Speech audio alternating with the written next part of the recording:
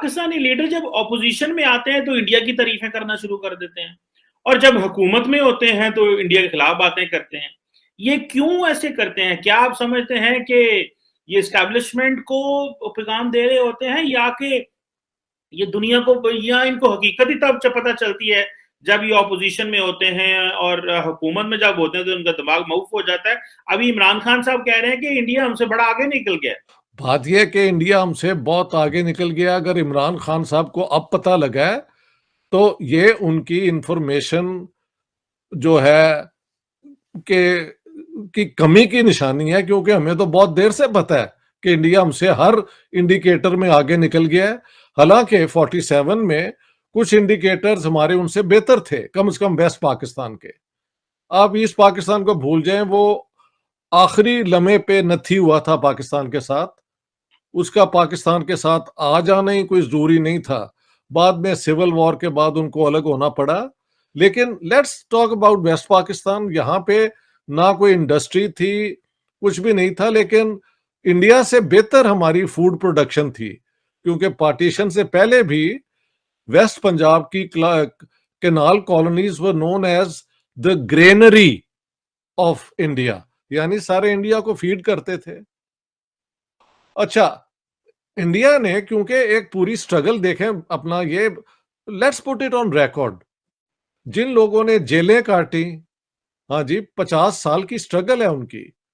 उनकी अगर आप पीछे जाएं कि क्या आइडिया ऑफ इंडिया क्या है, फ्यूचर ऑफ इंडिया कैसा होगा, तो हर जगह पे उनके जो रेजोल्यूशंस हैं वो एग्जिस्ट करते हैं। हमारी स्टोरी तो बिल्कुल इसके बरक्स है कि बजाय बाकी एशिया अफ्रीका के मुल्कों के मुताबिक एक इंपीरियलिस्ट पावर से आज़ादी लेने के, हमने कहा नहीं जी, अंग्रेजों से हमने आज़ादी तो नहीं लेनी, हमने तो हिंदुओं से लेनी है, तो हमें अलग मुल्क दे दिया जाए, चलो ठीक है, ये भी हम फैसला मान लेते हैं। उसके बाद तो रिस्पॉन्सिबिलिटी ना अंग्रेजों की रहती है ना हिंदुओं की रहती है हमें रोकने की। ये तो अकल की बात है ना। अंग्रेजों ने अगर कोई ज्यादती की थी, एक्चुअली के अजीज साहब हमारे जो ग्रेट हिस्टोरियन है, उन्होंने बताया है कि actually the British policy was to promote Muslims against Hindus. Naturally, क्योंकि फ्रीडम स्ट्रगल तो कांग्रेस लीड कर रही थी, तो आप एक ऐसे ग्रुप को ही करते हैं ना, आगे लाते हैं जिसको आप बैलेंस करें। हाँ जी, और कांग्रेस चलो हिंदुओं ने हमसे ये कर लिया, हमसे आगे थे। All that came to an end in 1947। उसके बाद हमने रट शुरू कर दी कि इंडिया में सैबोटाज करने की कोशिश कर रहा है, ये है वो है यूं है। 4 जंगें की, और वो भी हमने सब शुरू की। मैं ही नहीं कह रहा, एयर मार्शल असगर खान ने भी कहा है, और आप बहुत ज्यादा लोग कहते हैं। तो ये इंडिया की तरक्की इसलिए हुई कि, और for the first time I think any Pakistani politician ने ये हिम्मत की है कहने की। आप कहते हैं कि ऑपोजिशन में हमेशा कहते हैं, मैंने पहले कभी नहीं सुना।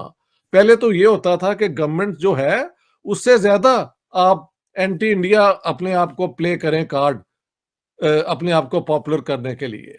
ये इमरान खान का कोई ट्विस्ट ही है कि उन्होंने कहना शुरू कर दिया कि इंडिया ने तरक्की की है, इंडिया ने अपनी फॉरेन पॉलिसी पे कभी कॉम्प्रोमाइज नहीं की। लेकिन I tell you, of all the things he says, ये वो सच ही कह रहे हैं। हम पहले दिन से कह रहे थे कि इंडिया के साथ जितने भी हमारे प्रॉब्लम है, पुट देम असाइड। उनकी अपनी जितने भी उनके लीडर्स पॉलिटिशियंस आए हैं, वो इस तरह करप्ट नहीं है जिस तरह हमारी लीडरशिप है। हमने तो क्या नहीं किया अपने मुल्क के नाम पे, हर किस्म के फजूल हरकतें हम करते रहे हैं। अगर कोई इलेक्टेड गवर्नमेंट्स आई हैं तो उनको हमने माना नहीं है। ईस्ट पाकिस्तान में वो इलेक्शन जीत गए तो हमने मुल्क तोड़ दिया। बलोचिस्तान की इलेक्टेड गवर्नमेंट पे मिलिट्री भेज दी अपना जुल्फकार अली भुट्टो ने, और नॉर्थ वेस्ट फ्रंटियर की हुकूमत जो थी उसको भी डिसलॉज कर दिया, उनपे गद्दारी के केस चलाए। हाँ जी, हैदराबाद कंस्पिरेसी केस मशहूर है। तो ये अब से नहीं है, ये पीछे, मैं इसलिए हिस्ट्री में जाता हूं क्योंकि ड्रामेटाइज करने का कोई फायदा नहीं है। You have to look at the pattern. Pattern ये है कि इन्हें समझ नहीं आती कि मुल्क हमारा बन गया, ये एक आजाद मुल्क है। आजाद मुल्क की पॉलिसियां जो है मुल्क के बेस्ट इंटरेस्ट में होनी चाहिए। इनको आदत पड़ी हुई है कभी अमेरिकन के सामने, कभी चाइनीज के सामने, कभी सऊदीज के सामने अपनी सर्विसेज आप पेश कर दें जी कि आपके फलाने इंटरेस्ट को हम सपोर्ट करेंगे। भाई वाई? आप कहें कि हम ये क्वालिटी है, let's do trade, let's do this, let's do that, but in the interest of Pakistan. तो अब इट्स टू लेट। अपना डॉक्टर साहब ये आप देखें जो आज के, अब ये आप कह रहे थे ना वो आया है अपना फ्लड्स आए हैं, मैंने उसमें भी एक वीडियो बनाया है जो मैं आज रात को रिलीज कर दूंगा। जरा आप सोचो कि ये फ्लड ये नहीं है कि वंस इन अ सेंचुरी वाले फ्लड्स हैं, ये अब तो पिछले सालों में रिकरिंग पैटर्न हो चुके हैं ना। एवरीबॉडी नोज के global warming, climate change is a fact, और ये भी पता है कि ये हिट कर रहा है हमारे इलाके में बहुत सिवियरली। हाँ जी, ये जो है ग्लेशियर जिन पे ये जंगे जुंगे लड़ते रहते हैं वो सब पिघलते जा रहे हैं। ये तो पूरा यहाँ की टोपोग्राफी बदल जाएगी। लेकिन इनको कोई अकल ही नहीं आती कि आप, अब ये फ्लड जो है जाहिर है नेचर के सामने आदमी बेबस है। जर्मनी में भी आ गए, ऑस्ट्रिया में भी आ गए, तो उनसे भी कंट्रोल नहीं हुए। तो one can't blame the Pakistan government और द एस्टेब्लिशमेंट और the deep state for that. वो तो इनके बस की बात नहीं है। लेकिन उसका इफेक्ट मिनिमाइज करने के लिए, हाँ जी, कुछ तो इन्होंने की होती हैं अपना तैयारियां। जो मुझे समझ आती है, पीटीआई वालों ने अपना शोर कम करने की बजाय ज्यादा बढ़ा दिया है। ये कोई रिस्पॉन्सिबल पॉलिटिक्स है? No, not at all, not at all. बिल्कुल नहीं डॉक्टर साहब। लेकिन डॉक्टर साहब एक बात बताएं, जी, आप सारी बातें देख रहे हैं कि पाकिस्तान में फ्लड्स, नेचुरल क्लैमिटीज ये सारी आ रही हैं। डॉक्टर साहब 24 करोड़ का मुल्क या 23 करोड़ का मुल्क, आप क्या समझते हैं कितनी कुछ देर बोरिंग एंड एड पे चल सकता है?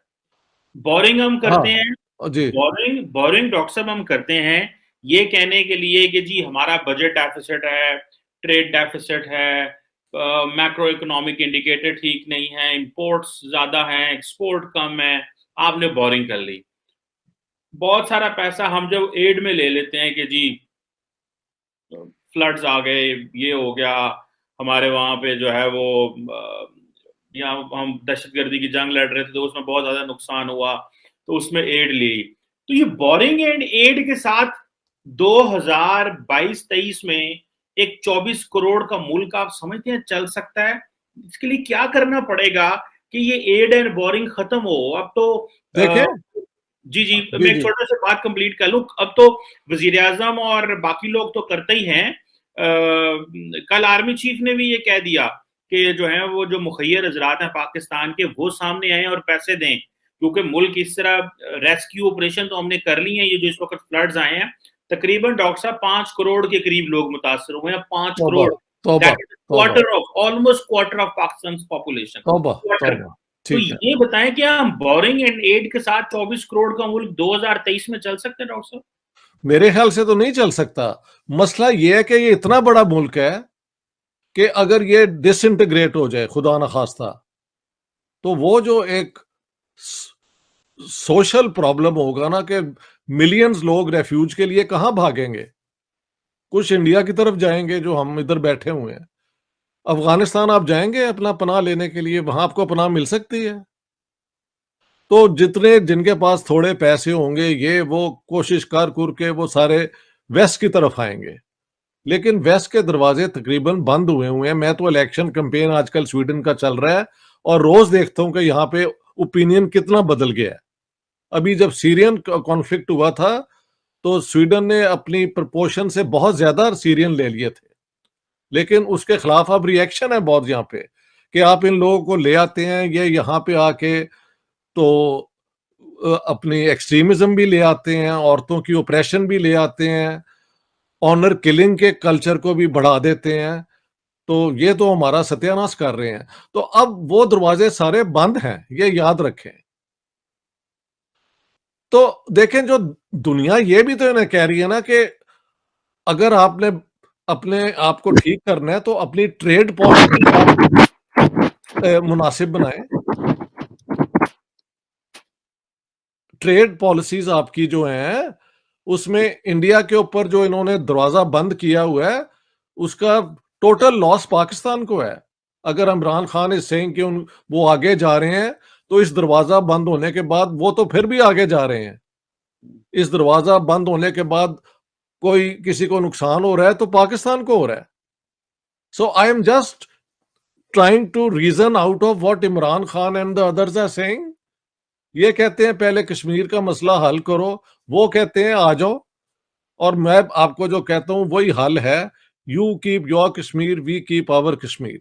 लेकिन वो चलो आप नहीं मानते, आप उसको बैक बर्नर पे डाल दें। मेहल जनरल बाजवा ने कहीं कहा भी था और उसके बाद इनकी कैबिनेट के अंदर 3-4 मिनिस्टरों ने उसको अपोज कर दिया। ये गद्दार लोग हैं जो इस किस्म की बातें करते हैं। इनके अपने घर, इनके अपने वो क्या कहते हैं फार्म हाउसेस, इनके बच्चे बाहर, ये सारा कुछ इनको अफेक्ट कहाँ करता है। पाकिस्तान में अर्थक्वेक आ जाए, कोई ट्रेजेडी आ जाए, they are not affected, they are not bothered, क्योंकि ये कभी भी इन्होंने ये मुल्क किसी की खिदमत के लिए नहीं था लिया। ये मुल्क लिया ही गया था कि हम जो पुराना एक तरीका है लैंडलॉर्डिज्म का उसको यहाँ पे चलाएंगे।